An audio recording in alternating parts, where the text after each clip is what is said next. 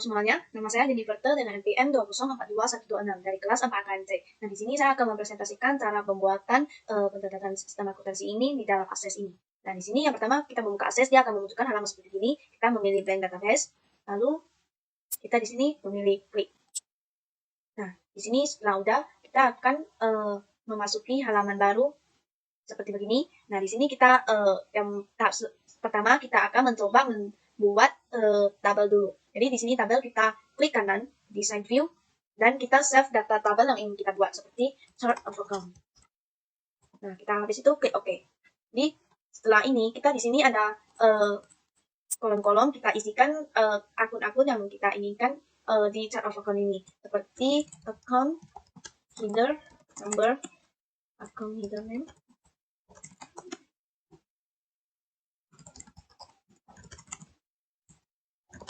Nah, setelah diisi, kita perlu diingatkan untuk mengganti data type ini sesuai fieldnya. Jadi, kalau jika tidak digantikan, maka nanti di relationship tidak bisa dibuatkan. Jadi, tidak bisa diterhubungkan. Jadi, di sini kita membuat number, ini short text, ini number, ini short text. Nah, setelah udah, kita buat klik kanan, save, dan close. Jadi, ini cara membuat tabel. Jadi, di sini nanti kita akan membuat tabelnya satu persatu, seperti cara yang dijelaskan seperti tadi. Kita buat lagi satu tabel, kita klik tabel. Nah, di sini kita buat design view, kita buat supplier. Kita klik OK. Nah, di sini kita isi akun-akunnya, supplier kode, supplier name, dan supplier address.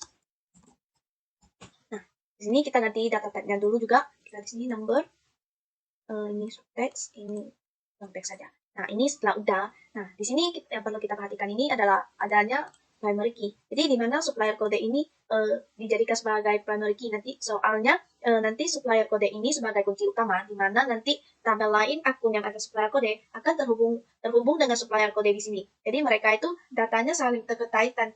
Jadi di mana di supplier kode di sini perlu dibuatnya primary key. Jadi nanti adanya supplier kode yang di lain lagi itu disebut sebagai query. Nah, di sini setelah udah kita save dan close. Jadi seperti begini kita cara membuat tabelnya. Nah, di sini kita balik lagi sini. Nah, setelah ini contoh setelah kita sudah membuat semua tabelnya, kita akan ke tahap selanjutnya yaitu membuat relationship. Nah, di relationship ini kita akan ke sini. Lalu kita pilih relationship. Nah, di sini kita di sini akan memuncul seperti begini, kita blok semuanya, kita tambahkan add. Nah, di sini dia akan memunculkan semua tabel yang telah dibuat oleh kita seperti tadi itu kita dimunculkan seperti ini semua di halaman ini. Jadi di sini dapat kita lihat ini ada gambar kunci-kunci ini adalah primary key yang tadi saya jelaskan yang sebagai kunci utama di mana menjadi terhubungan dengan query data. Jadi di sini kita hubungkan saja caranya seperti di sales number ini kita hubungkan ke sales nomor sales detailnya. Di mana sales detail dengan sales leader ini mereka itu saling berhubungan di mana sales leader itu sebagai utama, sales detailnya menjadi bagiannya. Jadi nah udah ditarik dia muncul ini kita tentang dua ini yang dimana menandakan dia itu saling berhubungan dan nanti jika ada data yang update dua-duanya akan terupdate. Jika satu yang isi nanti data yang lain akan juga terisi. Nah jadi kita klik. Nah di sini dia akan muncul dari seperti ini. Berarti dia sudah terhubung.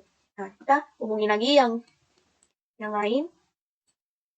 Inventory kita ke item number ini. Kita susun dulu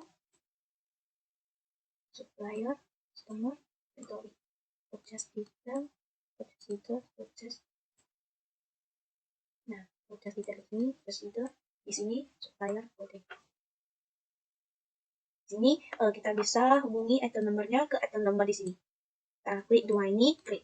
Di sini juga dihubungi ke sini item numbernya, kita klik dua ini, klik. Nah, mana ini mereka saling terhubungi. Seperti detail, mereka melakukan penjualan, berarti nanti akan terpengaruhi di mana stok atau persediaan mereka akan berkurang. Jadi nanti di sini mereka memilih item numbernya, item apa yang akan dijualkan, dibelikan. Nah, di sini nanti juga akan terupdate datanya. Nah, di sini ada customer, ini terhubungi dengan customer kode di sini. Nah, tidak. Checklist. Terus di sini customer kodenya ke sini. Kita klik dua ini, lalu purchase numbernya ke sini, klik dua, klik. Nah, ini cara pembuatan relationship-nya. Jadi, di mana kita hubungi semua data yang berhubungan supaya datanya itu keterkaitan dan ketergantungan. Jadi di mana satu data yang terupdate, maka di sana data yang lain itu juga akan ikut terupdate. Nah, setelah udah selesai, kita klik save dan close. Nah, setelah tahap relationship sudah kita buatkan, tahap kita selanjutnya adalah membuat form.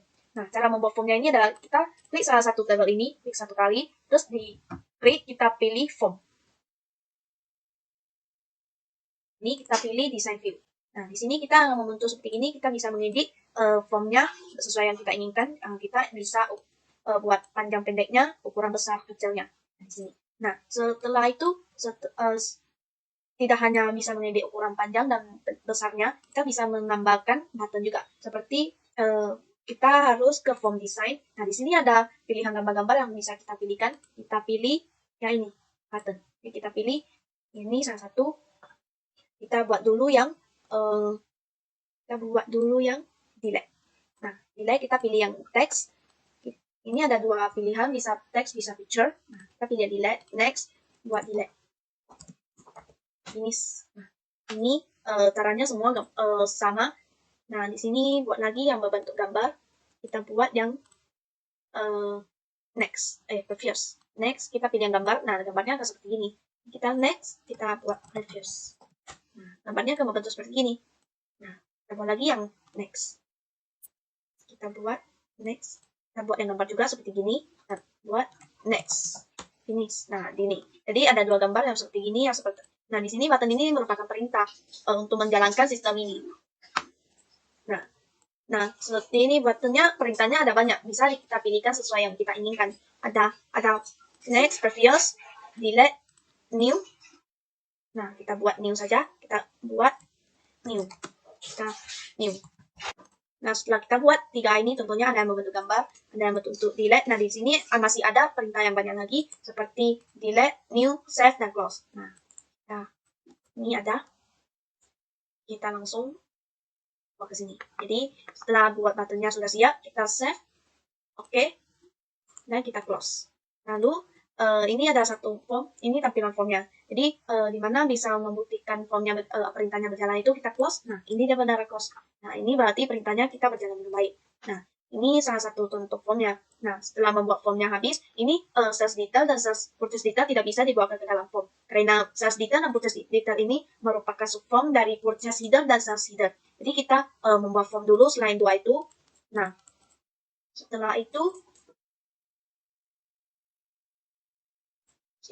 dia akan memunculkan seperti.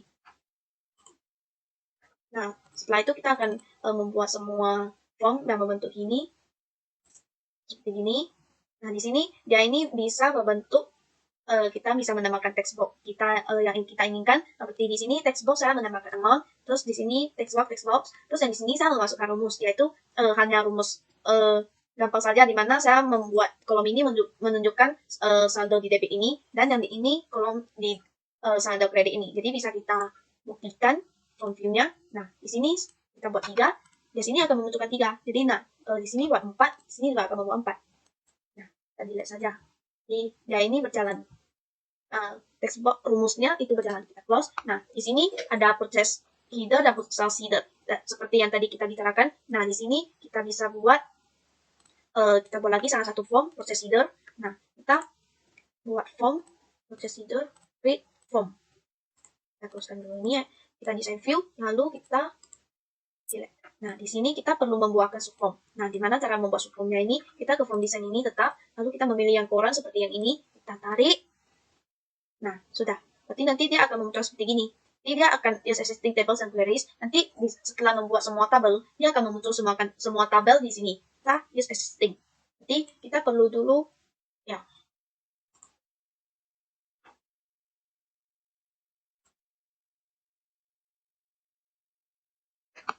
Nah, kita pilih use existing tables and queries, kita next. Nah, di sini kita bisa pilih, karena ini adalah purchase header, kita memilih yang purchase detail. Jadi di sini akun-akunnya kita masukin semua, kita next. Choose from a list, dan di sini yang dimana memunculkan seperti ini, berarti kita ini akunnya memang terhubungi dan saling berkaitan. Jadi diakui, kita bisa membuatnya, kita pilih next, kita buat purchase detail. Finish. Nah, berarti nanti dia akan menunjukkan subform dari purchase detail di bawah ini. Nah, di sini kita hapus saja. Di sini kita bisa mengedit juga seperti yang tadi, kita edit panjangnya sesuai yang diinginkan. Nah, udah. Berarti, ada satu lagi, kita juga menambahkan buttonnya tadi, kita langsung copy saja. Kita copy, kita pas di sini. kita turunin ke sini. Nah, habis itu di sini ada supplier kode. Jadi di sini kita bisa membuatkan ke dalam combo box. Kita buat dulu add setting field. Nah, di mana kita ini ada supplier kode. Nah, di sini kita pilih supplier. Kita tarik ke sini buat. Nah, di sini yang pertama ini kita hapuskan saja delete. Nah, di sini kita buat ke sampingnya. Nah, setelah itu kita perlu membuatkan ini enable-nya menjadi no. Nah, enable. Yang di sini kita pilih no. Jadi ini menandakan abu-abu ini kita tidak bisa mengedit atau kita dapat edit, tidak bisa menambahkan apa-apa. Jadi di sini kita perlu menggantikan ini menjadi combo box. Kita delete dulu combo box, kita tarik. Nah, di sini akan muncul ini, kita pilih yang pertama, kita pilih next. Nah, di sini yang kita butuhkan itu adalah supplier. Ini kita pilih next, lalu kita masukin semua akunnya, kita next. Ini pilih yang supplier name. Nanti kita ini akan memunculkan yang supplier name, bukan supplier kode. Jadi kita cek tentang yang ini, kita next. Jadi tadi udah menunjukkan supplier name, berarti di sini yang supplier kode.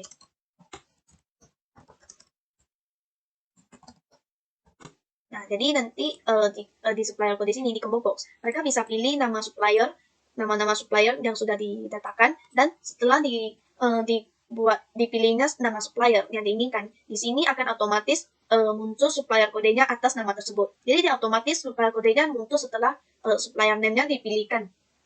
Nah, coba kita save procedure yang benar, kita close. Nah, di sini kita bisa lihat procedure. Sekian dari presentasi saya. Terima kasih.